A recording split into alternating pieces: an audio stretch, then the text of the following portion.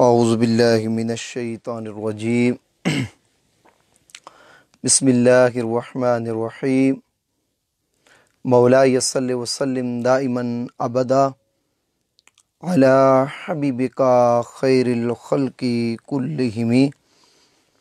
سلسلہ وار ہمارا درس صحیح بخاری چل رہا ہے۔ آج ماہ رمضان المبارک کی 10ویں شب ہے اور 10 ماہ رمضان المبارک کو نسبت ہے وصال سیدہ ام المؤمنین حضرت خدیجۃ الکبریٰ رضی اللہ تعالی عنہ کے مبارک وصال سے۔ ان کے مبارک ذکر سے آج کے درس کا آغاز کرتے ہیں، اس کے بعد ہم اپنے درس کی طرف آئیں گے، درس صحیح بخاری کی طرف۔ حضرت خدیجہ بنت خویلد رضی اللہ تعالی عنہ کا سلسلہ نسب قصی پر جا کر نبی علیہ الصلوۃ والسلام کے ساتھ جا کر ملتا ہے۔ شرافت، امانت، ایفاء عہد، سخاوت اور اعلیٰ صفات، عفت و حیا جیسی صفات اور فراغ دلی جیسی صفات، غربت پروری جیسی صفات اور بے شمار صفات سے رب کائنات نے حضرت خدیجۃ الکبریٰ رضی اللہ تعالی عنہ کو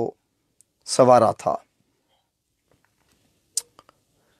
اسلام کی یہ خاتون اول ہیں،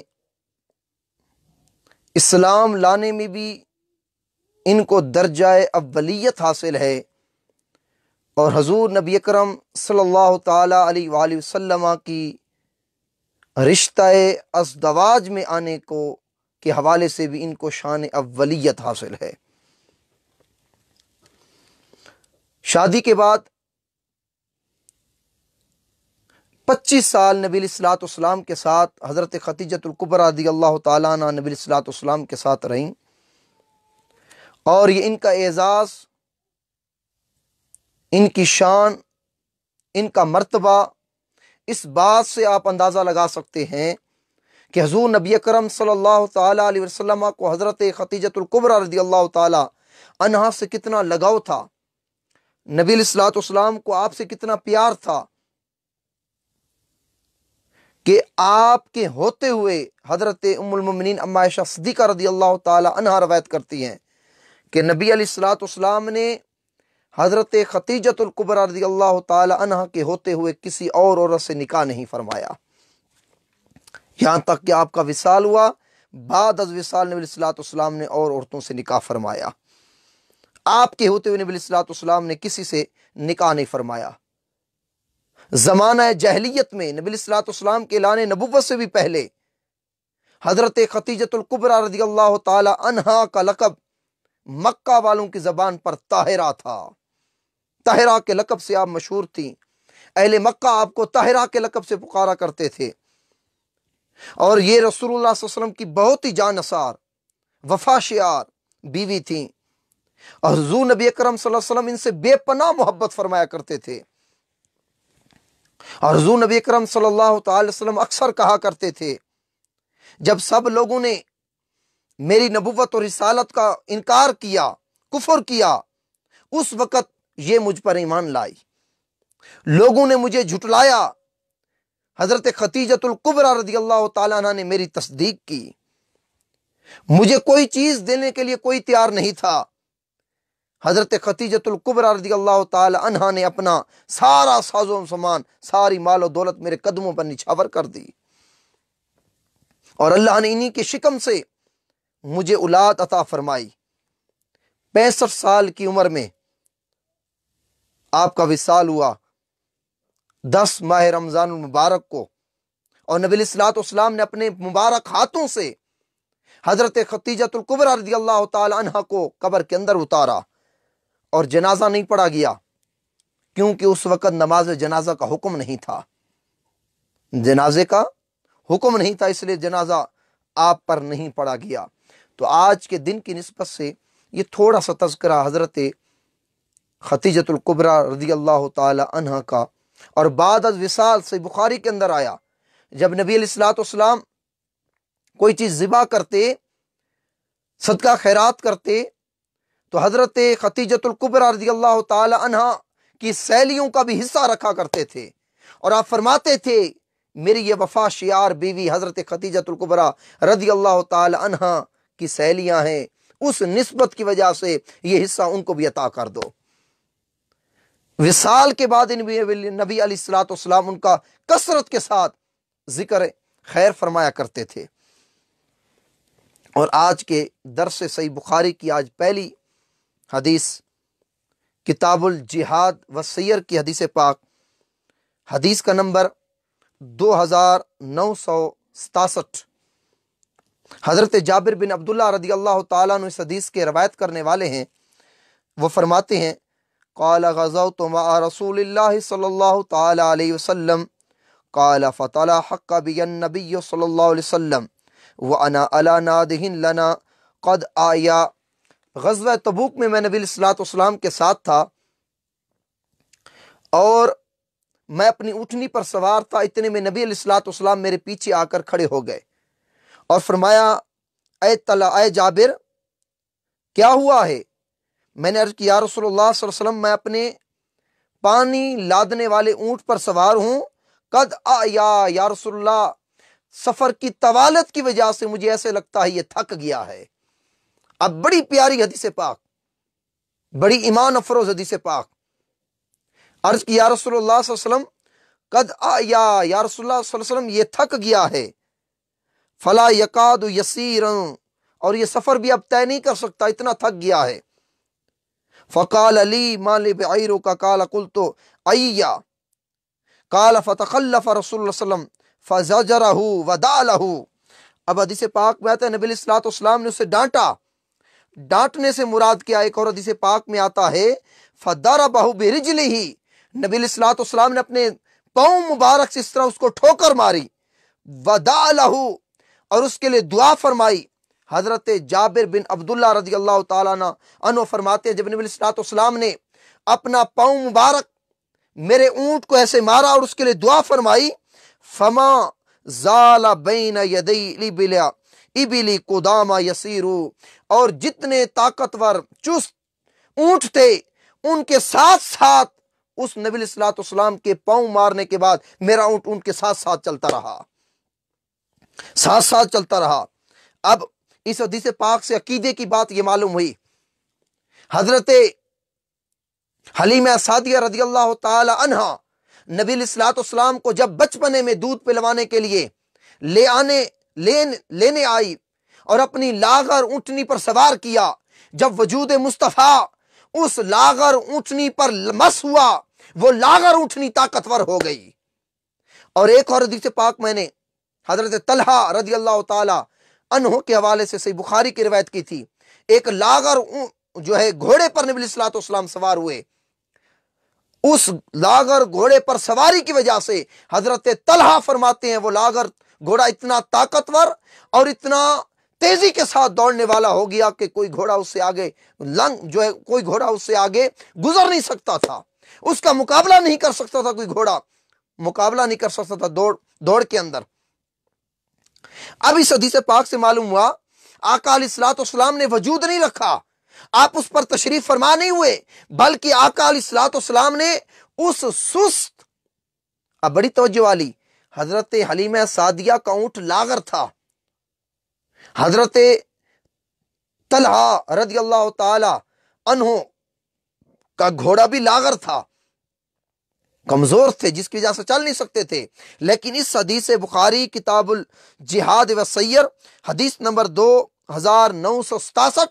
इस हदीस में है वो लागर नहीं था, सही तंदुरुस्त था, ताकतवर था, मगज था, हड्डियों के अंदर रस था।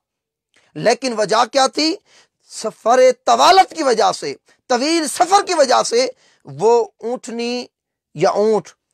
थक गया था, थकावट की वजह से सफर नहीं कर सकता था। लेकिन जब आपके मेरे नबी सल्लल्लाहु अलैहि वसल्लम ने फदरबहु बिरिजलिही, आपके मेरे नबी सल्लल्लाहु अलैहि वसल्लम ने पांव से उसको ठोकर मारी, आपके मेरे नबी के पांव में اللہ تبارک تعالیٰ نے وہ طاقت، وہ فیض، وہ برکت رکھی ہے کہ آپ اگر سست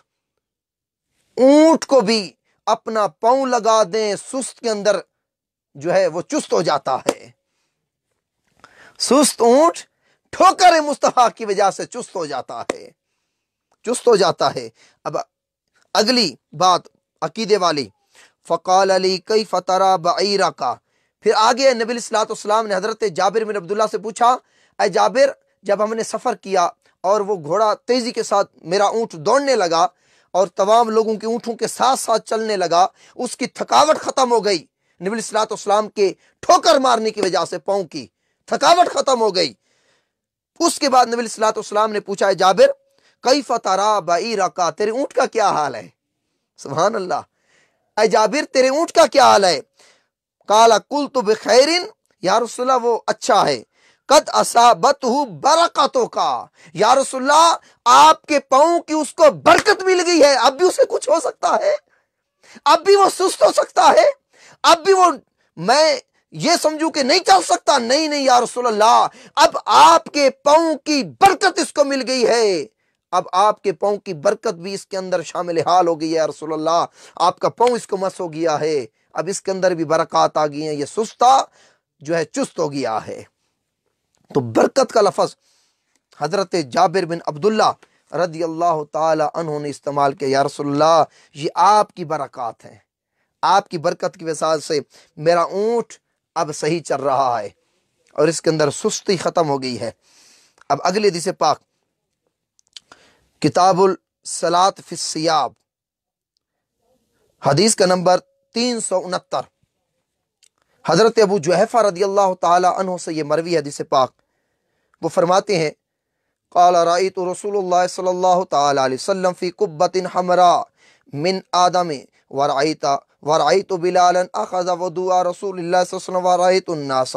یبتدرون ذاک الوضوء فمن اصاب منہ شیئا تمسح به ومن لم یصب منہ شیئا اخذ من بلل ید صاحبہ۔ حضرت ابو جحیفہ فرماتے ہیں نبی علیہ الصلوۃ والسلام چمڑے کے سرخ خیمے کے اندر میں نے نبی علیہ الصلوۃ والسلام کو دیکھا، اور اس خیمے سے حضرت بلال حبشی رضی اللہ تعالیٰ عنہ نبی علیہ الصلوۃ والسلام کے وضو کا استعمال شدہ پانی لے کے آ رہے تھے، اور جب لوگوں نے دیکھا استعمال شدہ پانی نبی علیہ الصلوۃ والسلام کا، تو صحابہ کرام اس پانی پر ٹوٹ پڑے اور اس پانی کو بطور برکت اپنے جسم پر ملنے لگے۔ وَمَن لَّمْ يُصِبْ مِنْهُ شَيْئًا، جسے کوئی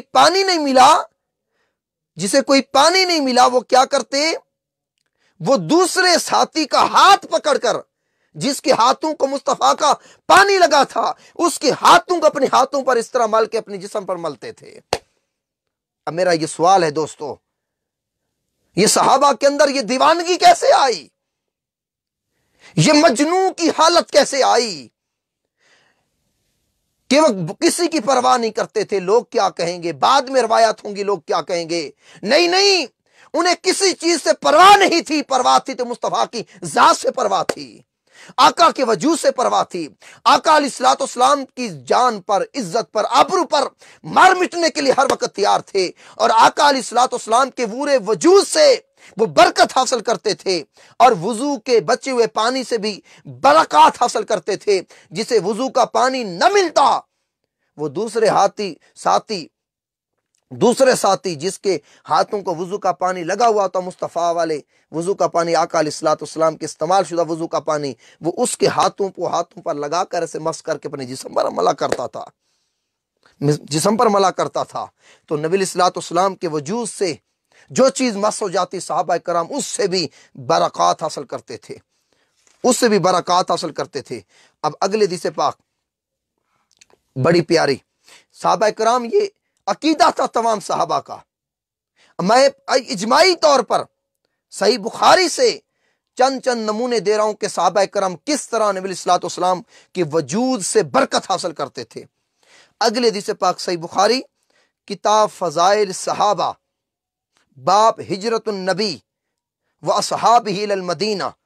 حدیث کا نمبر 3697، اور اس کو امام بخاری نے حدیث کو کتاب العقیقہ کے اندر بھی روایت کیا، وہاں حدیث کا نمبر ہے 5152۔ حضرت اسماء بنت ابو بکر رضی اللہ تعالی عنہما روایت کرتی ہیں انہا حملت بعبد اللہ بن زبیر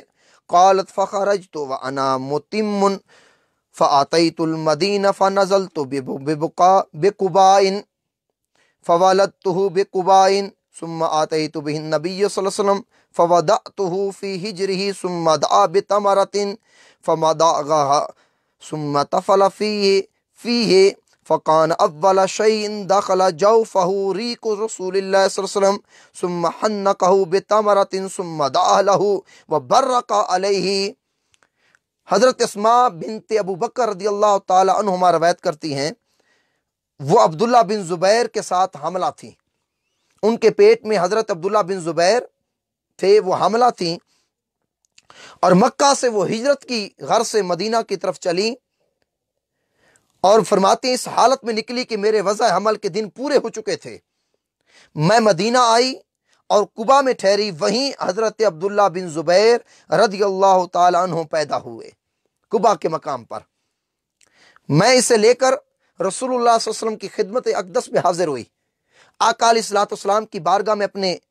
نو مولود بچے عبداللہ بن زبیر کو لے کر آقا کی بارگاہ میں حاضر ہوئی، اور میں نے آپ کی گود مبارک میں اپنے بیٹے کو ڈال دیا، آپ کی مبارک گود میں حضرت عبداللہ بن زبیر کو ڈالا، اور آپ نے کھجوریں منگوائیں، آقا علیہ السلام نے ان کھجوروں کو چبایا، پھر چبا کر اپنی چبائی ہوئی انگوروں کو، کھجوروں کو نبی علیہ السلام نے اپنی منہ مبارک سے چبائی ہوئی کھجوروں کو نبی علیہ السلام نے حضرت عبداللہ بن زبیر رضی اللہ تعالیٰ عنہ کے اپنے لعاب دہن بھی ڈال دیا، کھجوروں کے ساتھ، لعاب دہن کے ساتھ چبائی ہوئی کھجوریں نبی علیہ السلام نے میرے بیٹے کے منہ میں ڈال دی، اور آپ فرماتی ہیں یہ پہلی چیز تھی جو میرے بیٹے عبداللہ بن زبیر کے پیٹ میں گئی، اور ان کے تالوں سے آقا علیہ السلام نے کھجوریں لگا دی، اور اس کے حق میں دعا بھی کی، اور اس پر مجھے مبارکباد بھی دی۔ اس حدیث پاک سے پتہ لگا کہ نبی علیہ السلام سے صحابہ اس قدر محبت کرتے تھے، جن کا بھی بچہ پیدا ہوتا، بیٹا یا بیٹی، وہ سب سے پہلے اپنی اولاد کو، پیدا ہونے والے بچے کو تاجدار کائنات صلی اللہ تعالی وسلم کی بارگاہ اقدس میں لے کر آتے، اور ان کی خواہش یہ ہوتی، آرزو یہ ہوتی کہ ماں کا دودھ پینے سے پہلے، کوئی اور خوراک اس کے پیٹ میں جانے سے پہلے، ہمارے بچے کے پیٹ میں جو خوراک سب سے پہلے جائے وہ مصطفیٰ علیہ السلام کا دی ہوئی گٹی ہو، آقا علیہ السلام کا لعاب دہن ہو، آقا علیہ السلام کی چبائی ہوئی کھجوریں ہوں۔ اب یہ کیوں کرتے تھے؟ یہ صرف برکات حاصل کرنے کے لیے، آقا کے وجود سے برکت حاصل کرنے کے لیے وہ اپنے بچوں کو نبی علیہ السلام کی گٹی دلوایا کرتے تھے، اور آقا علیہ السلام گٹی دیا کرتے تھے۔ اور اگلی حدیث پاک، وہ بھی بڑی پیاری حدیث پاک، صحیح بخاری کتاب الجنائز، باب غسل المیت و وضوء بالماء و صدر، حدیث کا نمبر 1195، کتاب الجنائز کی حدیث پاک۔ ام عطیہ رضی اللہ تعالی عنہ اس حدیث کی روایت کرنے والی ہیں، وہ فرماتی ہیں جس وقت حضور نبی اکرم صلی اللہ علیہ وسلم کی صاحبزادی حضرت زینب رضی اللہ تعالی عنہ کا وصال ہوا تو آپ علیہ السلام ان کے وصال کے وقت تشریف لائے اور فرمایا اغسلنها ثلاثا او خمسا او اکثر من ذالک، آقا علیہ السلام فرمایا ان کو 3 یا 5 یا اس سے بھی زیادہ مرتبہ پانی سے غسل دو، ان رأیتن ذالک بماء و صدر، تو آقا علیہ السلام فرمایا اس سے بھی زیادہ بیری کے پتے اور پانی سے غسل دو، بیری کے پتوں سے اور پانی سے اس کو غسل دو میری بیٹی حضرت زینب رضی اللہ تعالی عنہ کو۔ پھر فرمایا وجعلنا فی الآخرات کافورا، اور غسل کے بعد ان کے جسم پر کافور ملنا، او شیئا من کافور، آقا علیہ السلام نے پھر فرمایا آخر میں کچھ کافور رکھ دینا، کافور ان کے جسم کے پاس رکھ دینا، ملنا، اور آقا علیہ السلام نے فرمایا فَإِذَا فَرَغْتُنَّ فَآذِنَّنِي، فَلَمَّا فَرَغْنَا آذَنَّهُ فَآتَانَا حِكْوَهُ فَقَالَ أَشْعِرْنَاهَا إِيَّاهُ، آقا نے فرمایا جب تم غسل دینے سے فارغ ہو جاؤ تو مجھے بتانا۔ فرماتی ہیں جب ہم غسل دے کر فارغ ہوئیں تو آقا علیہ الصلوۃ والسلام کو ہم نے بتایا، اطلاع دی، یا رسول اللہ ہم نے غسل دے دیا۔ تو آقا علیہ الصلوۃ والسلام نے اپنی چادر مبارک عنایت فرمائی، ہمیں اپنی چادر مبارک دی اور فرمایا اس چادر کو اس کے کفن کے نیچے پہناؤ۔ اب آقا علیہ الصلوۃ والسلام نے اپنی چادر کیوں دی؟ کفن کے ساتھ مس کرنے کے لیے، کفن کے ساتھ رکھنے کے لیے، اور کوئی وجہ نہیں تھی، بس ایک یہ وجہ تھی کہ آقا علیہ الصلوۃ والسلام، پہلی احادیث میں تو یہ تھا کہ صحابہ ذات مصطفیٰ سے برکت حاصل کرتے، وجود مصطفیٰ سے برکت حاصل کرتے، آقا علیہ الصلوۃ والسلام کے وضو کے بچے ہوئے پانی سے برکات حاصل کرتے، آپ کے وجود سے مس شدہ ہر اشیاء سے برکت حاصل کرتے، ہر چیز جس کو نسبت مصطفیٰ حاصل ہو جاتی اس سے برکت حاصل کرتے تھے، وہ تو صحابہ حاصل کرتے تھے۔ اس صحیح بخاری کی حدیث کتاب الجنائز، اس حدیث پاک سے خود نبی علیہ الصلوۃ والسلام اپنے مس شدہ چیزوں سے برکت حاصل کرنے کا عقیدہ اپنی امت کو دے رہے ہیں۔ یہ عقیدہ دے رہے ہیں کہ میری جسم سے جو چیز مس ہو جائے اس کو بطور برکت استعمال کرنا، یہ میری سنت ہے۔ آقا علیہ الصلوۃ والسلام نے یہ خود عطا فرمائی۔ اور علامہ ابن حجر عسقلانی اس حدیث کے تحت لکھتے ہیں فتح الباری کے اندر، وَأَصْلُ فِي التَّبَرُّكِ بِأَثَارِ صَالِحِينَ، یہ حدیث ہمارے لیے ثبوت ہے کہ اولیاء کرام کے آثار اور ان کی نسبت والی چیزوں سے برکت حاصل کرنا یہ مصطفیٰ کی سنت ہے۔ اور صحیح مسلم کے اندر بھی یہ حدیث آئی ہے، وہاں امام نووی اس حدیث کی شرح کرتے ہوئے لکھتے ہیں فَفِيهُ التَّبَرُّكُ بِأَثَارِ صَالِحِينَ وَلِبَاسِهِمْ، اس حدیث پاک سے اس چیز کا علم ہوتا ہے کہ صالحین اور ان کے استعمال شدہ کپڑوں سے برکت حاصل کرنا یہ مصطفیٰ کی سنت ہے اور مصطفیٰ کا دیا ہوا دین ہے، مصطفیٰ کا دیا ہوا دین ہے۔ ان احادیث سے یہ معلوم ہوا، یہ جو ہم اولیاء کرام کے درباروں پر جاتے ہیں، ان کی قبر انور پر، ان کے مزار اقدس پر جو چادریں بچھی ہوتی ہیں، ہم بطور برکت ان چادروں کو لے کے آتے ہیں، یا اولیاء کرام کی نسبت والی چیزوں سے محبت کرتے ہیں، اولیاء کرام سے تعلق جوڑتے ہیں، ان کی کچہری میں بیٹھتے ہیں، صحبت میں بیٹھتے ہیں، ان کے ہاتھوں پر بیعت کرتے ہیں، یہ ہمارا گڑا ہوا عقیدہ نہیں، بلکہ نیک بندوں سے جڑ جانا، نیک بندوں کی استعمال شدہ چیزوں سے برکت حاصل کرنے کا عقیدہ 1400 سال پہلے امت کو مصطفیٰ نے عطا کیا ہے، امت کو مصطفیٰ نے عطا کیا ہے یہ عقیدہ، یہ ایسا عقیدہ ہے آقا علیہ الصلوۃ والسلام نے اپنی امت کو عطا کیا ہے۔ اور اگلی حدیث پاک چند اور حوالے میں دیتا چلوں اور احادیث سے، امام بخاری الادب المفرد کے اندر، امام بخاری کی ایک تصنیف ادب المفرد، ثابت البنانی تابعی ہیں، حضرت انس بن مالک سے جب وہ ملتے وہ پوچھتے کہ آپ نے نبی صلی اللہ علیہ وسلم کے ہاتھوں کے اندر کبھی ہاتھ دیا تھا؟ سبحان اللہ، کیا محبت تھی ان لوگوں کی دوستو، وہ زمانے گئے محبت والے، اب نفرتیں آ گئی ہیں، گالی گلوچ کا زمانہ آ گیا ہے، فتوہ بازی کا زمانہ آ گیا ہے، بغض، حسد، کینے، عداوت، یہ زمانہ آ گیا ہے، اہل محبت کے زمانے ختم ہو گئے ہیں۔ جہاں محبت کی خیرات ملتی تھی، اپنے تو اپنے، غیروں کو بھی محبت دی جاتی تھی، یا اپنوں کو بھی لوگ گالیاں دیتے ہیں، فتوہ بازی کرتے ہیں، مشرک، کافر، بدعتی، دین سے خارج کر دیتے ہیں۔ ثابت البنانی حضرت انس سے پوچھتے ہیں کیا کبھی آپ نے نبی صلی اللہ علیہ وسلم کے مبارک ہاتھوں کو چھوا؟ آپ کے ہاتھ نبی صلی اللہ علیہ وسلم کے ہاتھوں کو لگے؟ حضرت انس فرماتے نعم،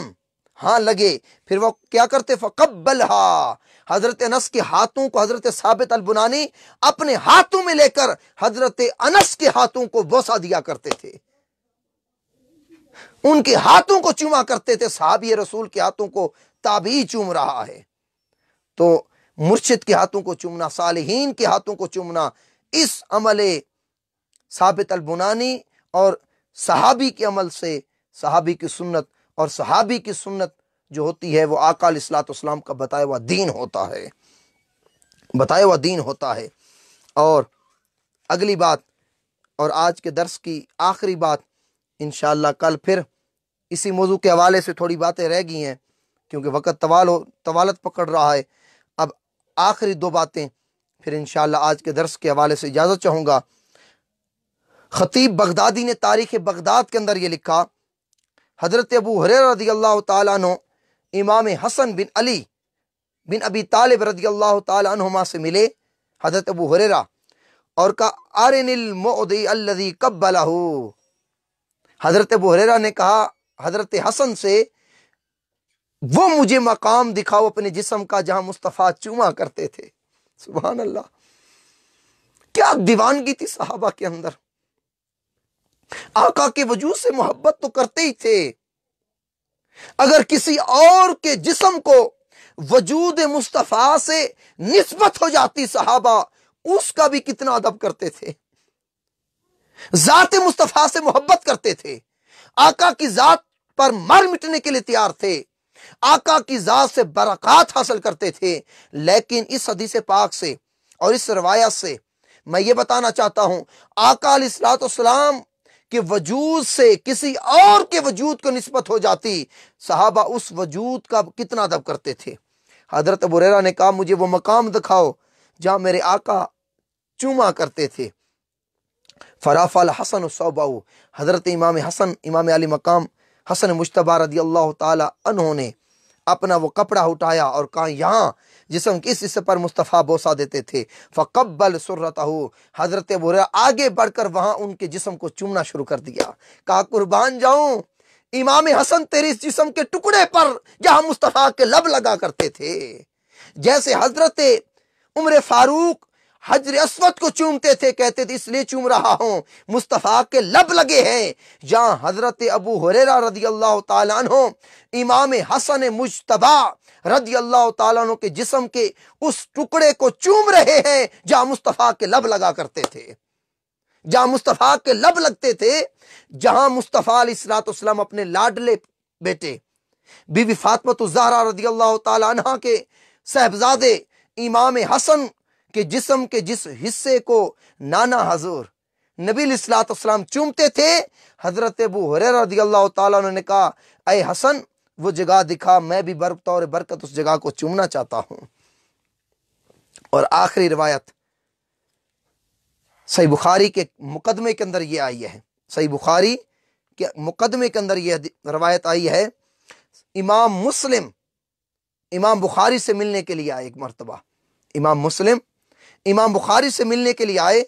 اور جب ملے امام بخاری سے، ابن نقطہ نے التقیید لمعرفت روات السنن والمسانید کے اندر بھی یہ روایت لکھی، ابن نقطہ نے التقیید لمعرفت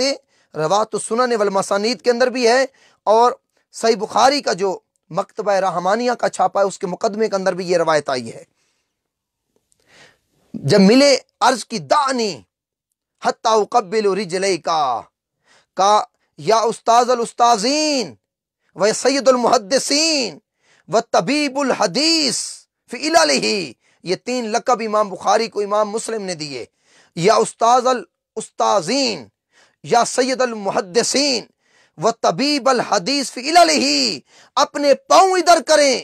میں آپ کے پاؤں کو بوسہ دینا چاہتا ہوں۔ اس سے قبل آپ کی پیشانی کو چوما امام مسلم نے، پیشانی کو چوم کر امام مسلم نے کہا امام بخاری کو حضرت آپ اپنے پاؤں ادھر کریں، میں آپ کے پاؤں کو چومنا چاہتا ہوں۔ وقت کا ایک محدث دوسرے محدث کے پیشانی کو چوم رہا ہے، پاؤں کو چومنے کی خواہش کر رہا ہے۔ اگر ولی اللہ، اللہ کے اولیاء صالحین، اولیاء کرام، پیران عظام، نیک لوگوں کے پاؤں چومنا شرک اور بدعت ہوتے، کبھی ایک محدث دوسرے محدث کو اس بات کی تلقین نہ کرتا، اس بات کا جو ہے اظہار نہ کرتا، اور معمولی محدث بھی نہیں، چومنے والے امام مسلم ہیں، جن کے قدم چومنے کی خواہش کی جا رہی ہے، ماتھا چوما جا رہا ہے، وہ امام بخاری ہیں، امام بخاری ہیں۔ تو دوستو، یہ جو آج اہل سنت کا عقیدہ ہے، آقا علیہ الصلوۃ والسلام کے نام کو چومنا، کیونکہ نسبت ہے مصطفیٰ سے،